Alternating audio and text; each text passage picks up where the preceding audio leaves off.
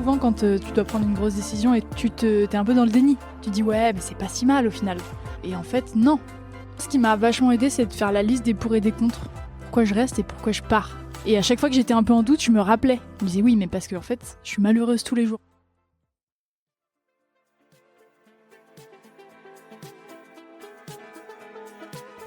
Hello, moi c'est Victoria, une éternelle optimiste qui tente de placer l'émerveillement au cœur de l'écologie.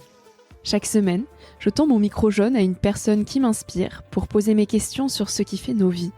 À travers le parcours audacieux de mes invités, je questionne la confiance en soi, le sens d'une vie, l'amour, la liberté, l'écologie, bref, autant de sujets qui traduisent un monde qui bouge et qui rythme nos vies. Tout de suite, je t'invite à emprunter un nouvel œil pour regarder le monde et la vie sous un autre angle. Là. Ah ouais, putain. Tu fais quelle fois ? Alors. Trop bon ce café. T'as raison avec la... Bonjour à tous. Bonjour. Ça enregistre là ? Oui, j'ai lancé.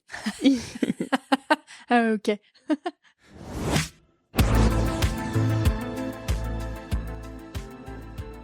Elle fait des aventures, des vidéos, des trucs et des machins.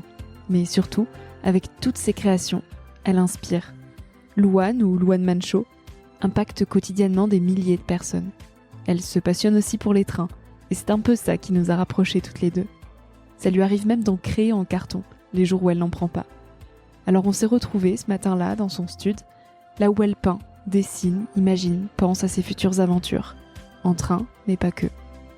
Parce que si Louane aime le mouvement, les déplacements, les aventures, elle aime aussi ses routines. Dans cette discussion, Louane nous plonge dans l'envers du décor de son métier, qu'on appelle aujourd'hui plus communément la création de contenu. Si certains idéalisent ce que ça peut être de vivre de sa passion, cela ne va pas sans son lot de contraintes et de remises en question. Comment alors marier sédentarité et nomadisme, métier et passion ? Avec Louane, dans cet épisode, on parle de train, de création et de routine. J'espère que cette écoute t'invitera à identifier ton grand kiff. Coucou Louane. Coucou. C'est intimidant là. Oui.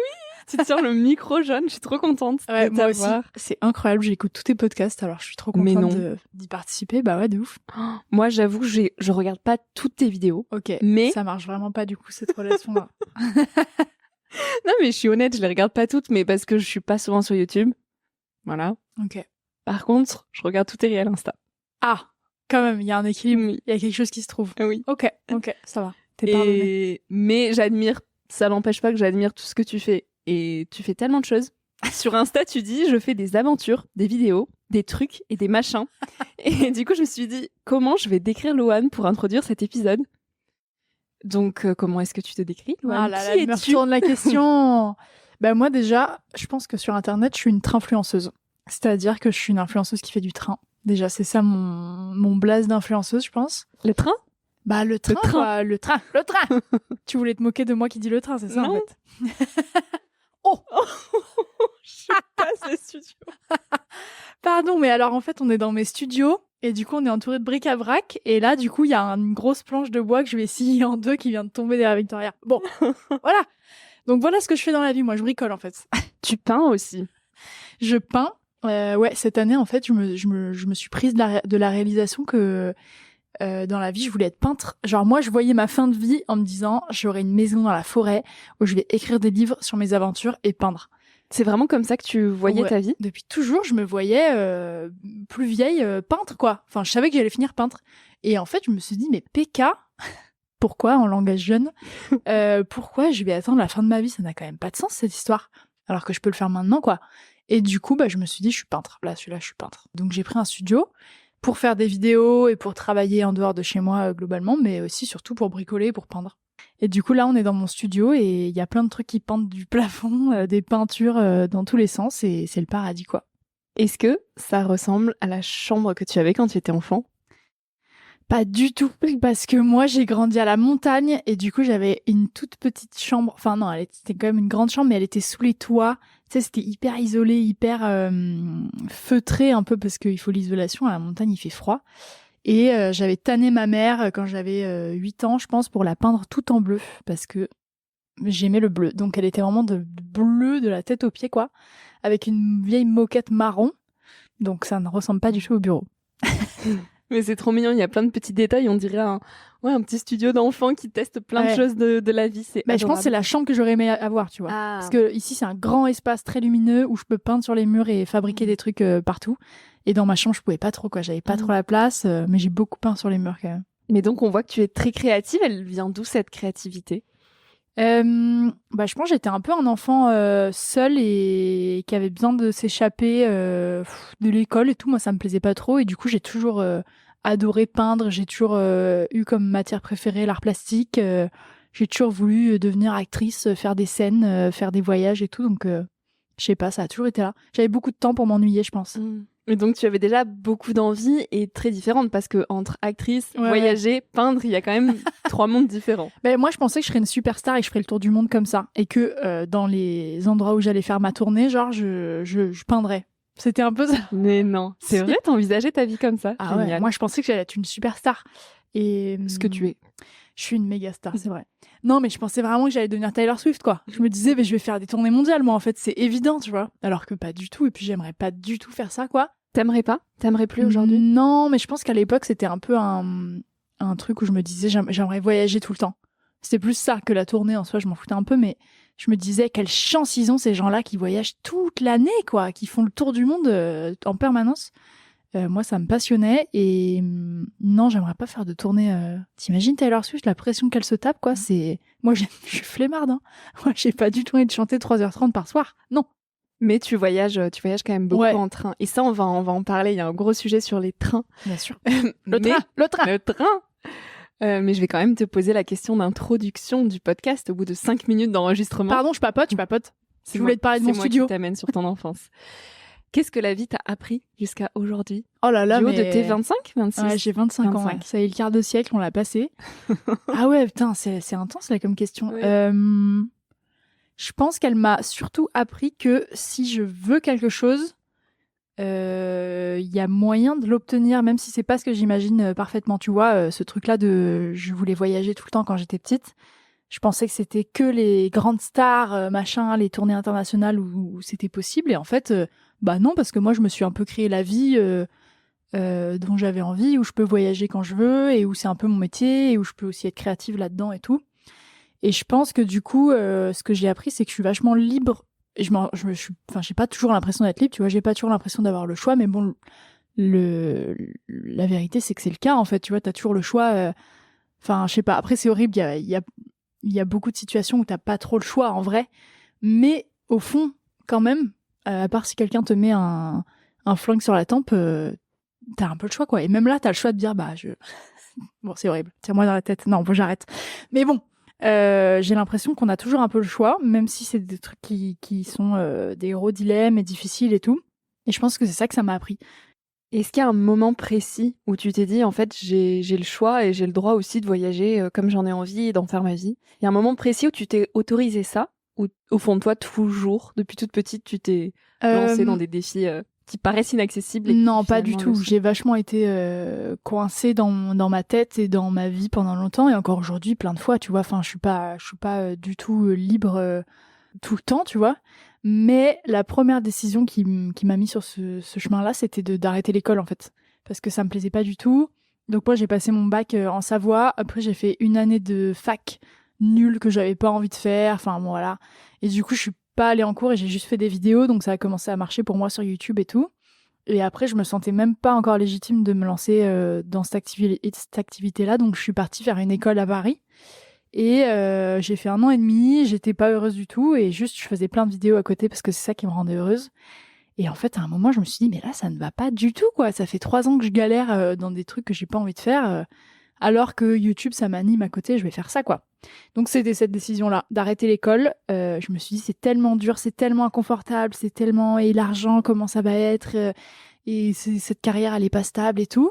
Et en fait, je me suis dit, bah ouais, mais je préfère galérer avec moi que d'être, je sais pas, genre validée par les autres et sans moi, quoi. Donc, c'était ça la décision de la liberté, je pense. Et cette période un petit peu instable où tu te demandais comment tu allais gagner ta vie avec et en faire potentiellement un métier, elle a duré combien de temps ? Le moment où tu as arrêté finalement de te dire, est-ce que je suis vraiment légitime ? Est-ce que ce que je fais, c'est vraiment sérieux ? Ça s'est fait assez vite en fait. J'ai pas eu de période de galère financière par exemple, ce qui est vraiment cool parce que j'ai plein de copains qui ont eu ça en se lançant sur YouTube et tout, c'est quand même un délire quoi. Moi j'ai pas eu ça, ça s'est fait assez vite en fait. Ça faisait déjà quelques mois avant de quitter l'école que j'avais quelques contrats, tu vois, il y avait un peu des bribes quoi. Je me disais au pire j'ai des petites économies et tout. Et en fait, après, ça s'est fait assez vite puisque je me suis mis à fond dans le truc et du coup, bah, ça a pris assez naturellement, quoi. Donc j'ai, Dieu merci, pas eu de galère comme ça. Mais c'était une galère dans ma tête, quoi. J'étais là, genre, mais comment je vais y arriver Mais au final, ça va. Est-ce que tu te souviens des grandes questions qui revenaient très souvent dans ta tête? C'est peut-être les questions qui reviennent finalement de manière assez classique dans la tête de celles et ceux qui veulent se lancer et qui peut-être s'empêchent d'oser franchir le pas comme tu as pu le faire.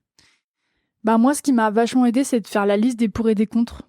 C'est un peu bête, mais j'ai fait la liste. Je me disais pourquoi je reste et pourquoi je pars. Et du coup, ça m'a vachement aidé.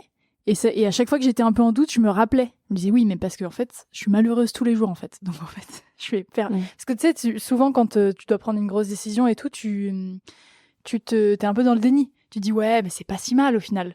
L'école, c'est pas si mal. Ouais, bah j'ai des copains et tout. Et en fait, non. Je me remets dans la situation et je me dis mais je suis malheureuse. Donc c'est pas si mal en fait. Donc c'était ça, je pense, qui m'a aidé. Les grandes questions, c'était c'était un peu des trucs clichés à l'époque où je suis plus dans ces trucs-là maintenant, mais bon, quand j'avais 19 ans, je me disais de quoi j'ai pas envie de regretter quand j'aurai 85 ans. Qu'est-ce que j'ai pas envie d'avoir comme remords et tout, c'était des trucs comme ça, mais ça m'a pas mal aidé à l'époque, je pense. Et parmi ces remords que tu voulais pas avoir, c'était de ne pas avoir découvert le monde. Du coup, très vite, tu as eu ce goût et cultivé cette envie de voyager à travers le monde, mais surtout en train. Ouais. Qu'est-ce que tu cherchais finalement et qu'est-ce que tu cherches d'ailleurs toujours en voyageant autant? En fait, je sais pas, moi j'ai toujours été très attirée par le voyage et je pense que j'étais très fan en fait des stars quand j'étais petite. J'étais trop fan et je trouvais ça ouf qu'elles soient partout dans le monde en permanence. Et j'ai eu la chance de voyager pas mal avec mes parents quand j'étais petite, donc j'ai vu un peu ce que c'était le voyage, la bourlingue et tout. Je sais pas, j'ai toujours été fan de voyage et puis j'ai grandi dans une station de ski très touristique.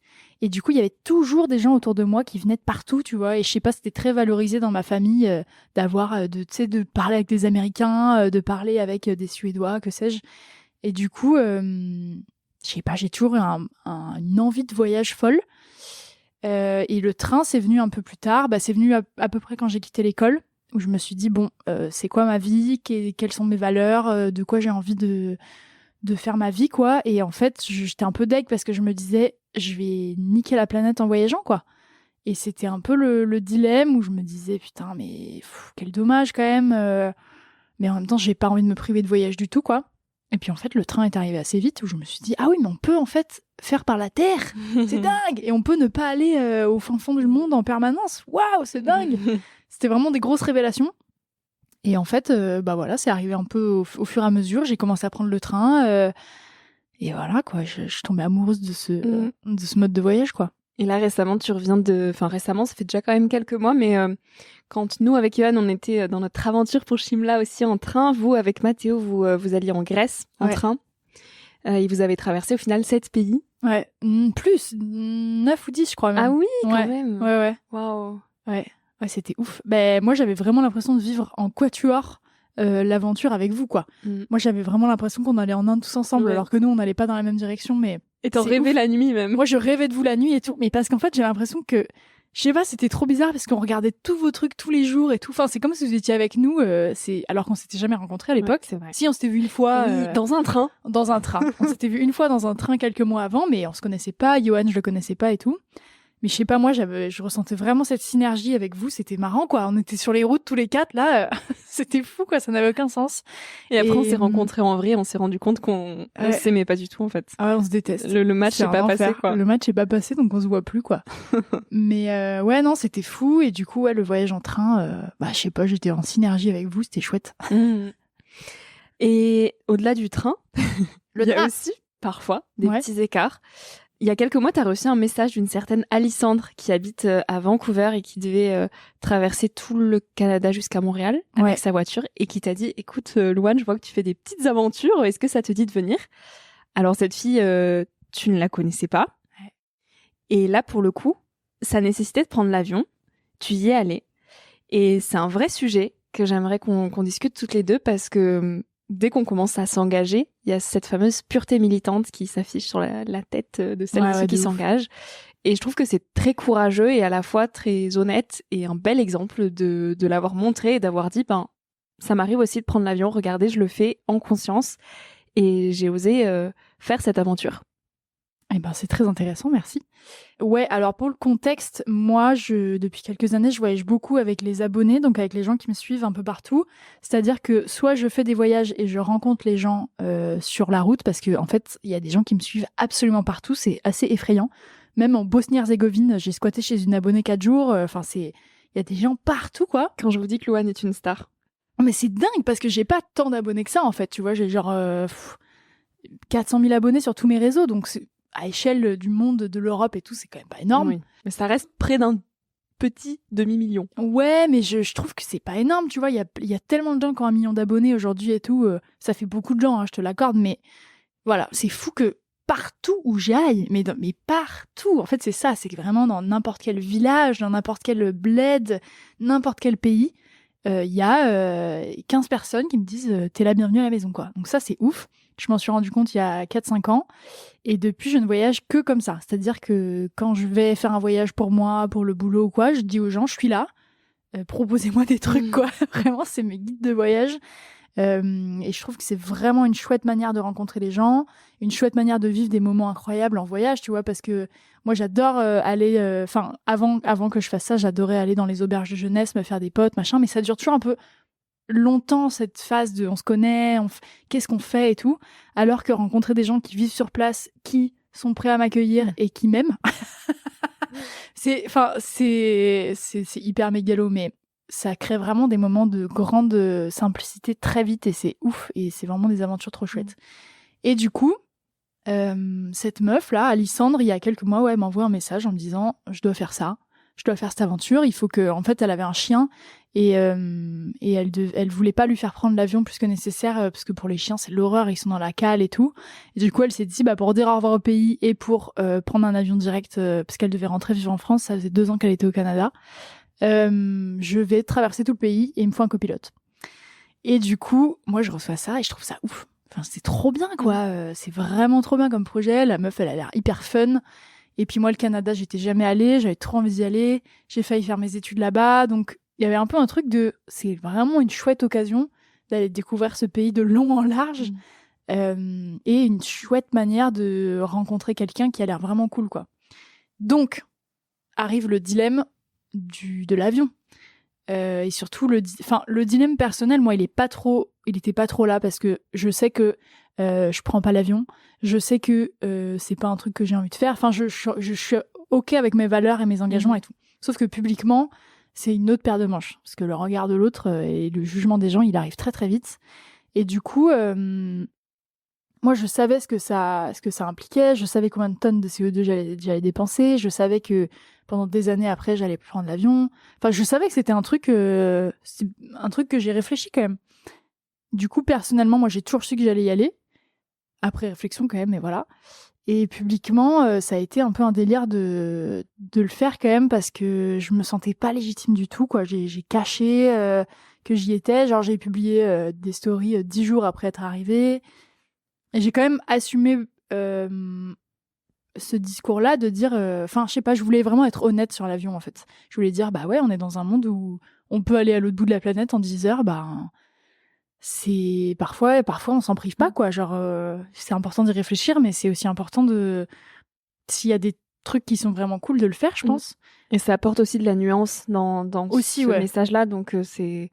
moi, ça me donne envie de canner quand j'entends des gens qui disent faut plus jamais prendre l'avion. Je suis là genre ouais, mais non, en fait, enfin c'est fou, tu vois. Alors oui, il faudrait, mais ça donne envie de canner, t'as pas envie de ça. Et surtout, moi, ce qui est très important dans mon travail, c'est que je trouve ça vraiment important de montrer la connexion entre les humains et de montrer de l'espoir, quoi. Je trouve qu'on a besoin de ces images-là de gens qui se rencontrent, qui se connaissent pas, qui font des trucs de ouf. Je trouve qu'on a vraiment, vraiment besoin de ça encore plus en ce moment.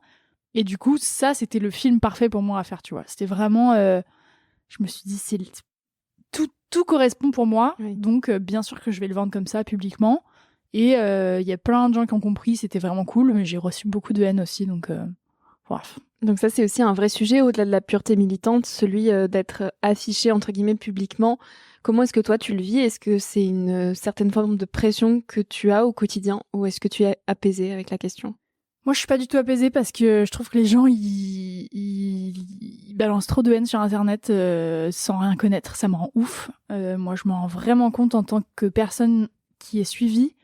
C'est un délire, quoi. Les gens, ils se permettent des choses énormes. Et c'est assez dur de faire face souvent, je pense, à tous ces regards, à toutes ces critiques, et tout est là, genre, mais oh, toi, que fais-tu, en fait ? Parce que moi, c'est ma vie, en fait, de me questionner là-dessus, donc voilà. Donc je suis pas apaisée, et j'essaye moi, plus de montrer l'exemple que de parler avec des chiffres et des faits et tout. Genre, tu vois, moi, le voyage en train, je trouve ça formidable en tant que tel, et je fais ça pour l'écologie, mais surtout pour le kiff. Et du coup, je préfère dire c'est incroyable le voyage en train que ça consomme beaucoup moins le voyage en train que l'avion, quoi. Donc ça, c'est un peu ma philosophie de je fais des trucs et regardez comme c'est cool. Tu cherches à montrer plus qu'à prouver. Voilà, c'est ça. Après, je trouve ça très important qu'il y ait des gens qui prouvent aussi par des chiffres, par de la science et tout, mais moi, c'est pas trop ma philosophie. Et du coup, voilà. Et oui, j'ai une pression tout le temps, mais sur tous les sujets. Hein. Franchement, quand tu commences à te dire moi, je suis ça, moi, je fais ça et tout, les gens, ils te tombent dessus en permanence. Genre, exemple marrant, qui m'avait rendue folle à l'époque, quand on est parti en Grèce et tout, Oui. à un moment, on est parti en Grèce en train pendant 2 mois. À Santorin, on y est allé en avion, pas en avion, putain, le lapsus, en bateau. En gros, on a fait Paris-Santorin par la terre. Et du coup, l'idée, c'était de calculer avec des scientifiques tout l'impact carbone du voyage. Donc, tous les jours, on notait tout ce qu'on faisait et les scientifiques calculaient en permanence l'impact du voyage en carbone. Et l'idée, c'était de comparer tout ce qu'on avait vécu, tout ce qu'on avait dépensé en carbone et toute cette aventure exceptionnelle avec un aller-retour en avion à Santorin, qui est une des destinations les plus populaires en Europe. C'était le projet de base en vidéo. Et au final, ça s'est transformé en une aventure exceptionnelle, parce qu'on ne savait pas, mais on est tombé amoureux de plein de pays sur le chemin. Et sur ce truc-là, donc vraiment, où on communiquait beaucoup sur l'impact de l'avion, sur à quel point c'était chouette de voyager en train et tout. À un moment, je poste une story avec nous en galère dans le métro, je sais pas quoi. On avait acheté 2 courgettes. Tu sais, je mets une photo un peu de pauvrette où il y a genre Mathéo avec ses courgettes et je dis oh là, la fin de la soirée, v'là le voyage, quoi. Et je me suis fait premier degré engueuler parce que on mangeait des courgettes en février. Vraiment, j'ai reçu des pavés de gens qui me disaient mais t'as pas honte, c'est pas de saison et tout, mais oh waouh. Et du coup, j'ai pété un câble en story. J'ai dit mais vous n'avez aucun recul en fait. Ça ne marche pas en fait votre histoire là. Ça m'a trop énervée et les gens sont comme ça en fait. Mais ça t'atteint ? T'as beau avoir un certain recul, est-ce que personnellement ça t'atteint ? Ça te remet en question ? Ça me remet pas en question parce que c'est quand même des petits actes pour se remettre en question, quoi, une courgette. Mais ça m'atteint de ouf, ça me met grave en colère en fait. Et du coup, j'en fais des stories en disant mais rendez-vous compte, quoi, vraiment. Ouais, ça m'atteint par la colère, ouais. Ça m'ébranle pas trop dans la vie, mais ça me rend ouf. Donc il y a ces retours que peuvent te faire parfois les personnes qui te suivent, et il y a aussi, j'imagine, la pression à produire, puisque toi, aujourd'hui, ton métier est construit autour de tes publications et tes contenus sur les réseaux sociaux. Est-ce que là aussi, tu te mets une certaine forme de pression à produire des choses intéressantes, qui soient durables et qui continuent à susciter l'intérêt ?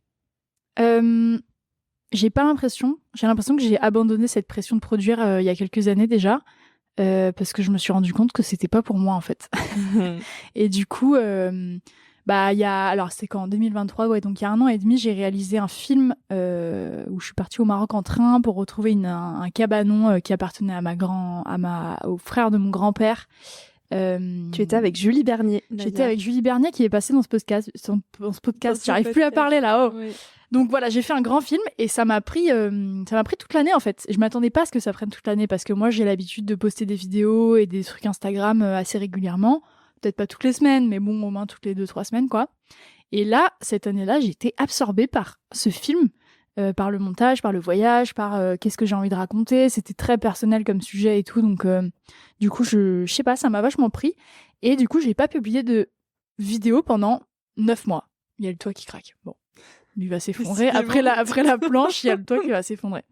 J'ai pas publié de vidéo pendant, peut-être 9 mois, peut-être plus, en fait, sur ma chaîne.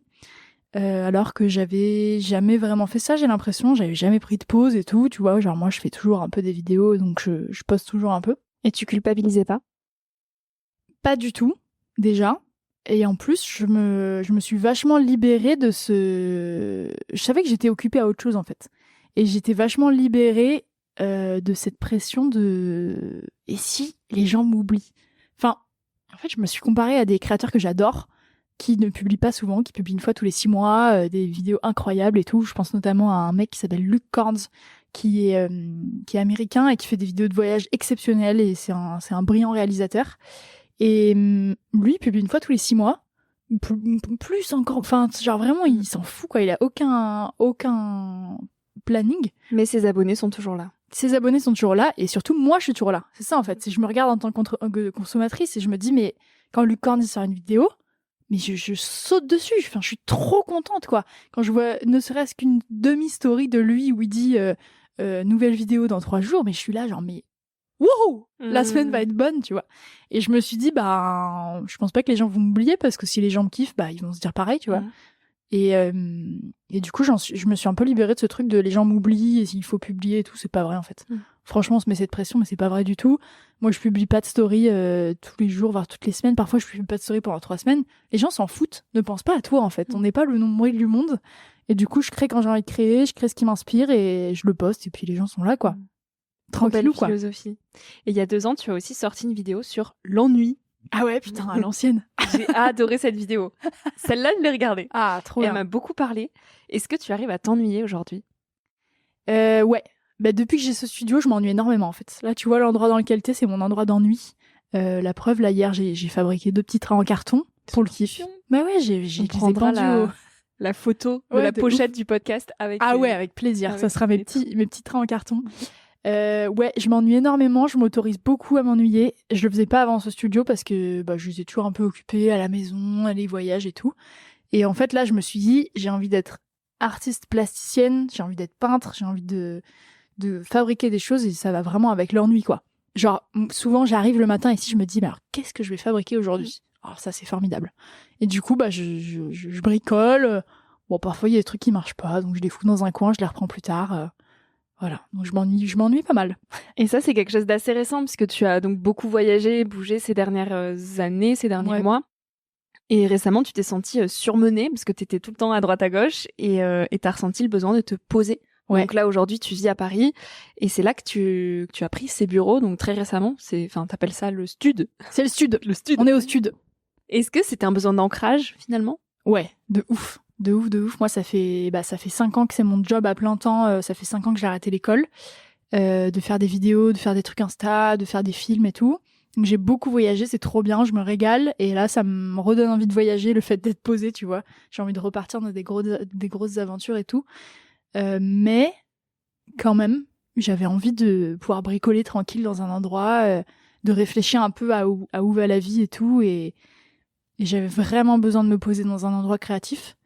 Moi, j'ai toujours habité à Paris, j'ai toujours eu un appart à Paris, tu vois, j'ai jamais lâché mon appart pour aller voyager et tout. Je fais toujours des voyages de 1-2 mois ou quelques semaines et tout.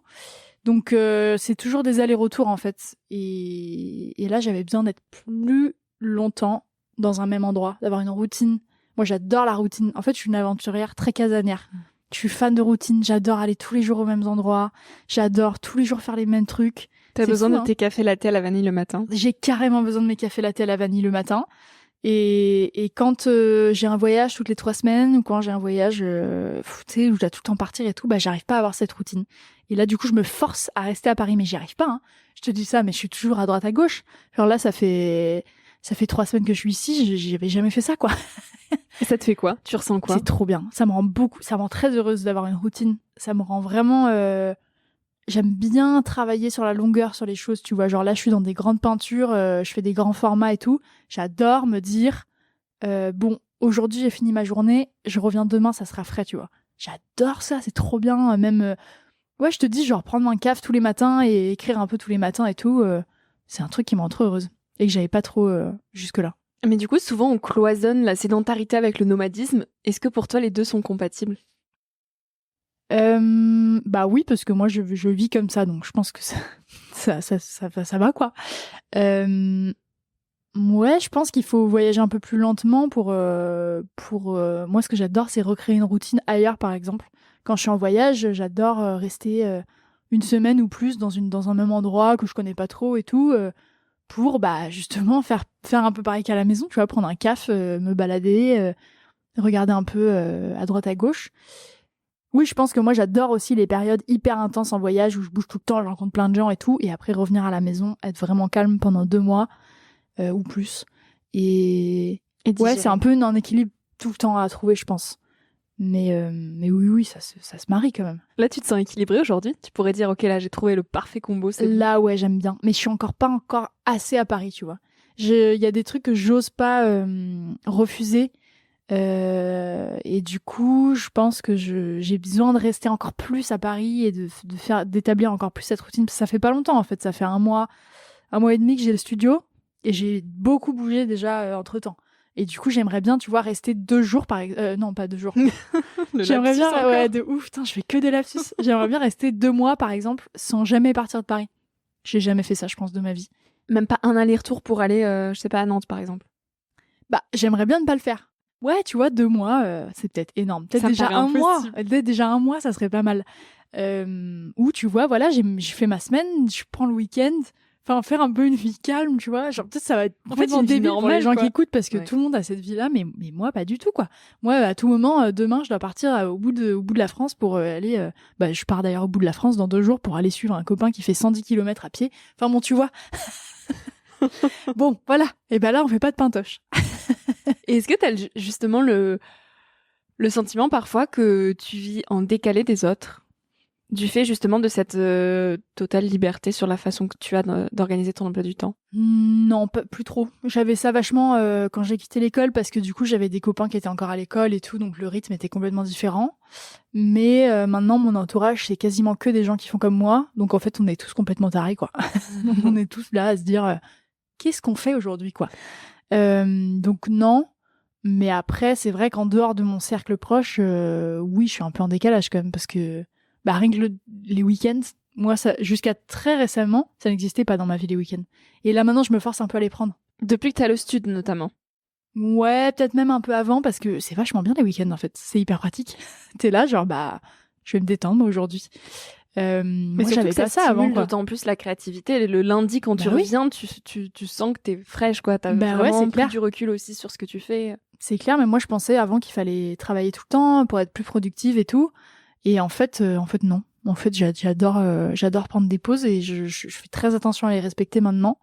Donc, j'ai l'impression d'être beaucoup moins en décalage aujourd'hui, quoi.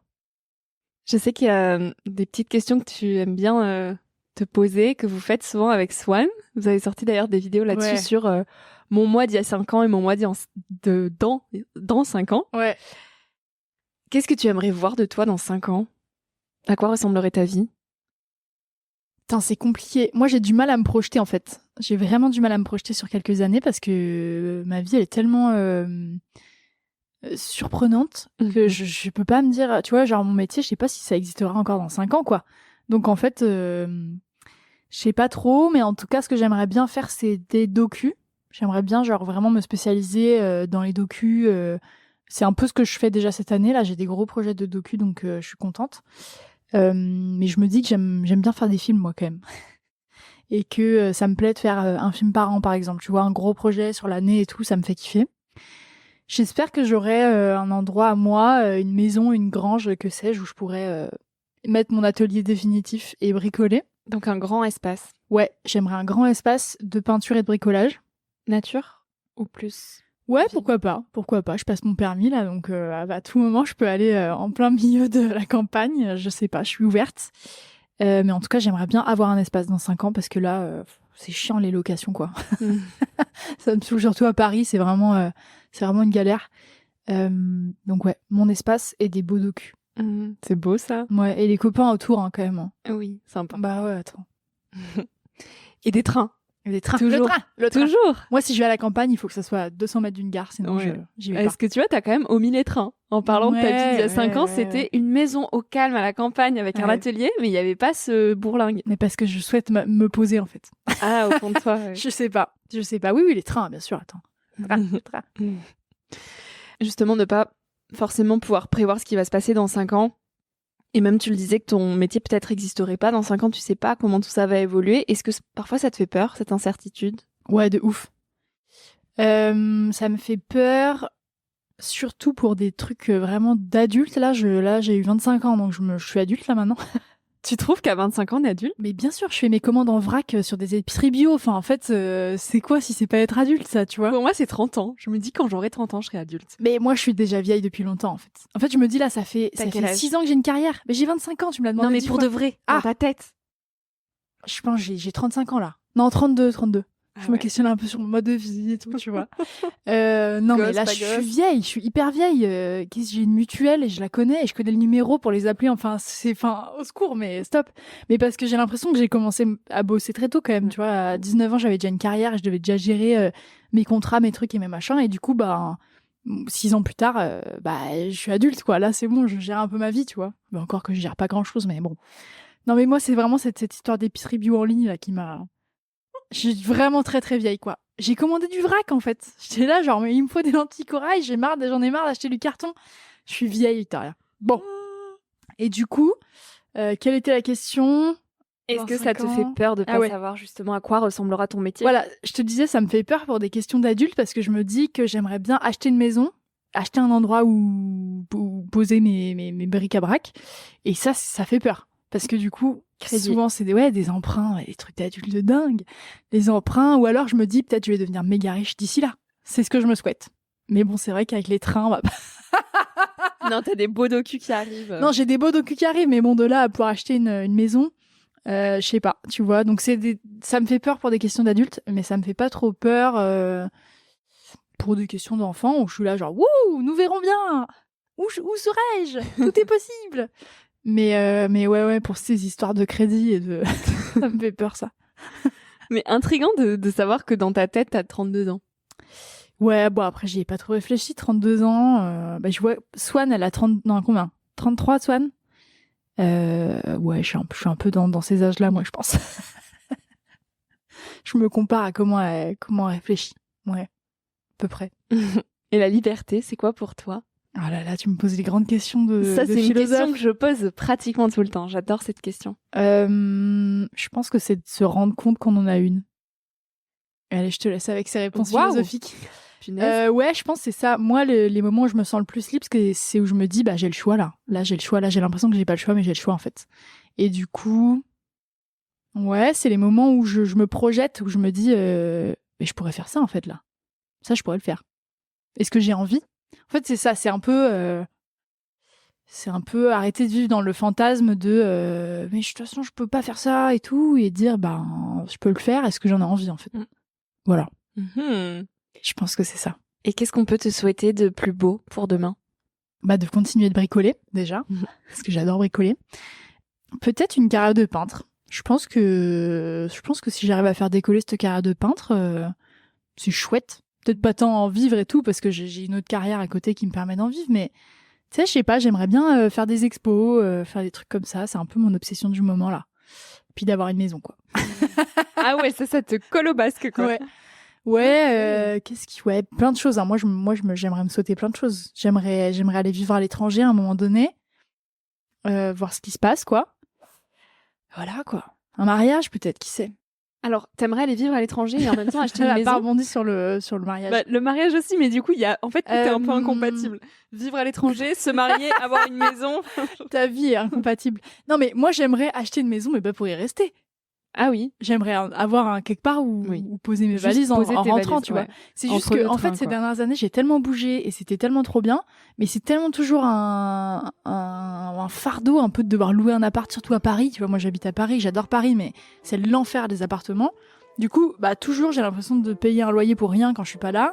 Et c'est toujours une angoisse de il faut que je rentre, il faut pas que je parte trop longtemps parce qu'il y a le loyer, et puis il faut pas que je rentre trop. Enfin, tu sais, j'ai un peu toujours le dilemme de l'équilibre voyage maison.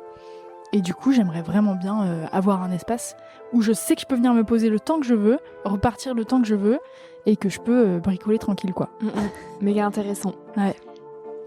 Question finale du podcast. Waouh. La question signature, tu la connais, puisque tu écoutes tous les épisodes. Quel message tu aimerais partager à celles et ceux qui nous écoutent ?